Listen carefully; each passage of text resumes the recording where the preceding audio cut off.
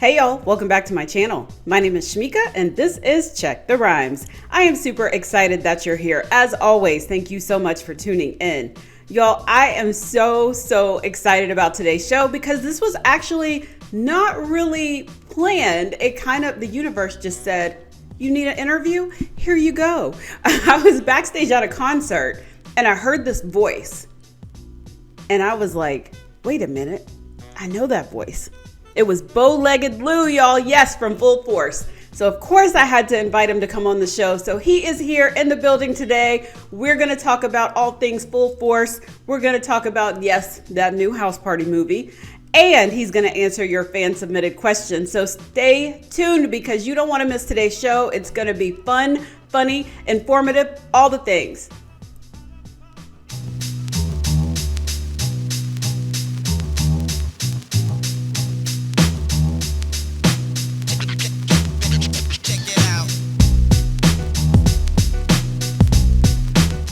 Bowlegged Lou, welcome to Check the Rhymes. How are you? I'm doing fantabulous. How are you doing? I'm good. I am good. I'm glad I was in my intro. I actually was saying this was kind of an unexpected type of interview because I just ran into you backstage at a Will Downing concert. Last week, actually. Yeah, that's so crazy. And I knew that voice from across the room. What did I say? I said Will Downing just gave a great show. He just kicked some freaking ass. And that's what I heard. And I was like, house party. But we'll get to that. So what have you been up to?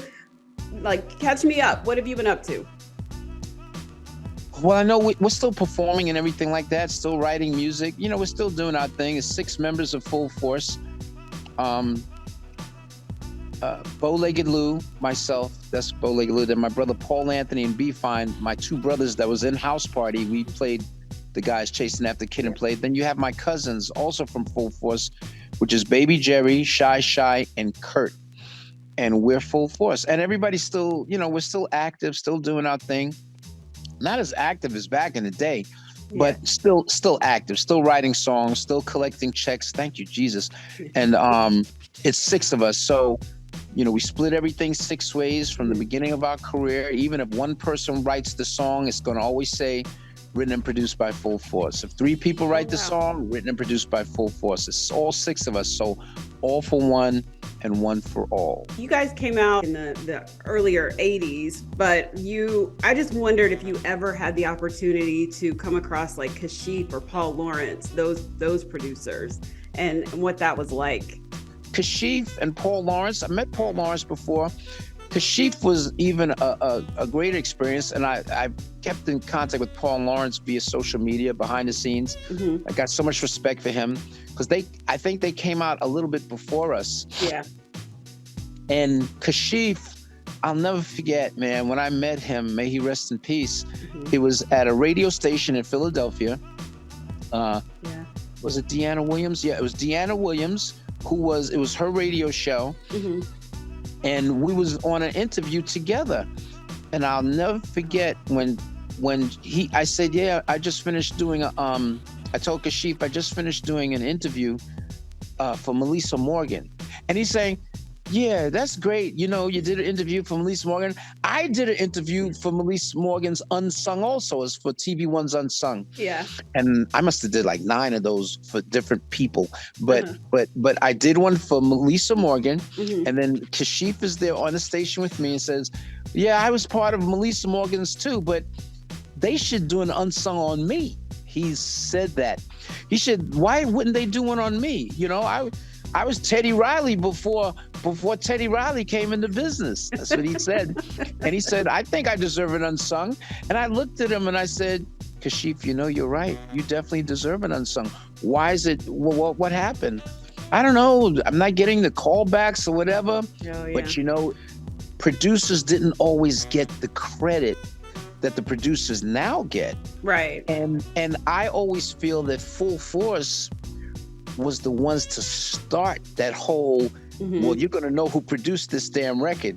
and you're going to know who wrote it. I can't think we started it because we used to say our names in so many people's records. And the way we promoted ourselves, written and produced by Full Force, even with the Lisa stuff, people would sometimes maybe like, man, these guys, but we had to do what we had to do so Full Force could get recognition also. Yeah. When we came out with UTFO first of all, and we produced Roxanne and all their hits. And then we came out with like right after Roxanne came out, Roxanne Shante came out with a song called Roxanne's Revenge. Yes. After she came out with Roxanne's Revenge, we came out with The Real Roxanne. Oh, yeah. We discovered her, and she was part of the Full Force family. And me and my brother B-Fine, we wrote the lyrics to The Real Roxanne. With the Lisa and Cult Jam, my brother B-Fine spearheaded I Wonder If I Take You Home, and Curt wrote Shotgun with that. And then we all contributed. We contributed a lot of the different background vocals, and we arranged a lot of the background vocals and stuff like that.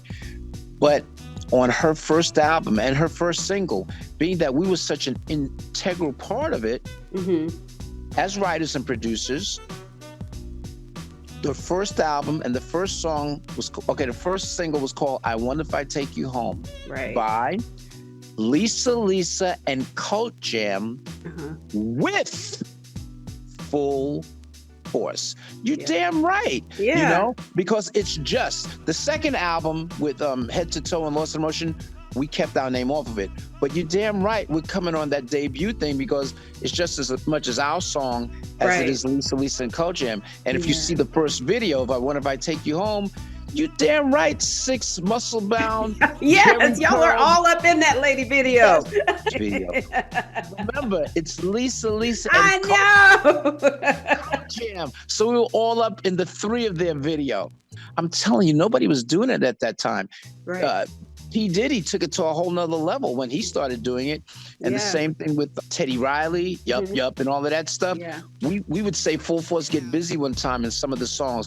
I'll never forget when, and we did it in James Brown songs, Shell Pepsi Riley, so it wasn't us trying to take over anybody. Right. We just wanted to put our stamp on it initially, and so people will know. That's when I think a lot of people started paying attention to the writer and producer, because back in Kashif days, they really didn't. And even Paul Lawrence, you had to look at the credits and all of that stuff. Yeah. But I'll never forget when we was getting ready to work with Jasmine Guy on her single, which was on her album. We did like 3 songs on her album, and one of the songs, Try Me, was a top 20 hit for Jasmine Guy. I'll never forget, before we started working with her in the studio, Kadeem Hardison comes to me and says, yeah, Lou, just letting you know, Kadeem Hardison, who was in a different world with Jasmine Guy. He says, just letting you know, man, I told Jasmine, when y'all get work with her, I said, Jasmine, don't you let them say their names on your record. Don't you dare let them say Full Force Get Busy one time on your song.